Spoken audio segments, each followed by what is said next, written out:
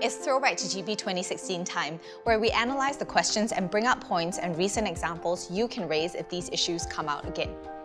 Assess the view that traditional buildings have no future in your society. This debate over preservation of our past over progress towards our future is always going to be relevant in Singapore, which makes this a very meaningful question to do.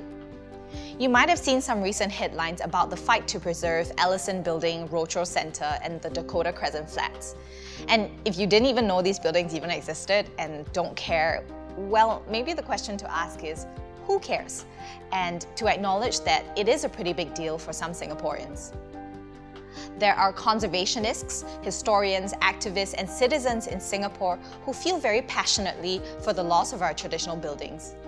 They still grieve for the destruction of beloved icons like the Old National Library, the Old National Theatre and the Von Cleef Aquarium. But there are also many pragmatists in Singapore who feel that we can't afford to be so idealistic. They accept the idea of demolishing the old for the sake of getting something new, usable or profitable. So how shall we navigate this question then? First, let's analyze the central subject of the question, traditional buildings.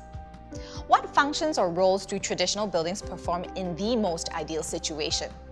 Let's look at 3 common points brought up by students. First, that traditional buildings are so old that they can literally function as living historical evidence that certain big events happened or that certain significant people existed. Number 2, traditional buildings can also function as a physical representation of values, beliefs, behaviors of a particular culture. Number 3, traditional buildings still house traditional activities and lifestyles that can be a lifeline for their continuation. The next thing to analyze is any reference to a change in context that would impact the subject's ability to carry out these 3 functions. In this question, we have a specific context shift of time and place, and that is from Singapore's past to Singapore's future. When we talk about a country's context, there are a list of usual aspects that we can obviously touch on, which is political, economic, cultural, environmental, religious, demographic. The third thing to analyze is any reference to a change in value. The question is interesting because the phrase "no future" is not just implying a shift in the context of time, it is also implying a shift in the context of value. What do we usually mean when we say something has no future? It actually also means that something is no longer useful, wanted, or needed. Now, let's see whether context changes the value of each of the functions mentioned earlier. On the first point that traditional buildings provide historical evidence of significant events or people, we can bring up Singapore's changing political context here.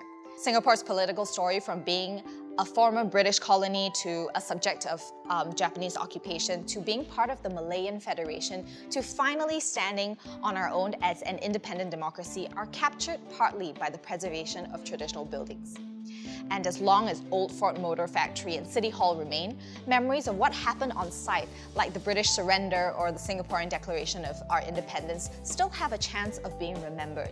No matter what happens in Singapore's political future as an evolving democracy, those would be core political milestone stories that will always need to be remembered. On the second point, that traditional buildings represent the different values and beliefs of different cultures, Singapore's changing religious context would be relevant here. Religious tolerance and multicultural harmony have always been foundational to Singapore's success. We preserve the traditional buildings of our different ethnic and faith communities because they act as a visible reminder of each community's freedom of worship. They also serve as physical evidence of how much diversity is actually part of Singapore's DNA. Everywhere we turn, we are reminded of our heritage as a nation of migrants of different beliefs who learn to live together. This will become even more important as Singapore's population changes with immigration and new citizens with different perspectives on race and religion make this place their home. Part of the reason why the loss of Ellison Building would even be a big deal is that it is one of the few traditional buildings we have that prominently bear a Jewish star on its facade. It reminds locals and visitors of little-known facts, that we actually had a small Jewish community in Singapore and that it had leaders who contributed significantly to our nation-building years. On the third point about traditional buildings being a lifeline for traditional activities, this is where we have to talk about Singapore's economic and environmental context. And here is where the debate can get really heated for some. Singapore's geographical context is small and will always be small. Our economic context will always need to be a busy port city-state. This means land is always at a premium here, as the demands of a growing population and thriving industries put pressure on how land is used. Where you stand on this issue is really up to you, and really is a reflection also of how much of a pragmatist or an idealist you generally are in life.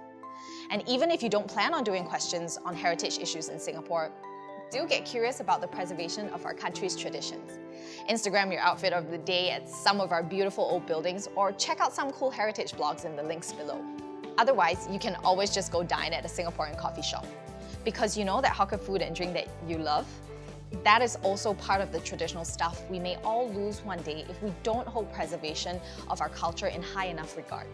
Thanks for watching. For more videos in our Throwback to General Paper 2016 series, subscribe to our channel.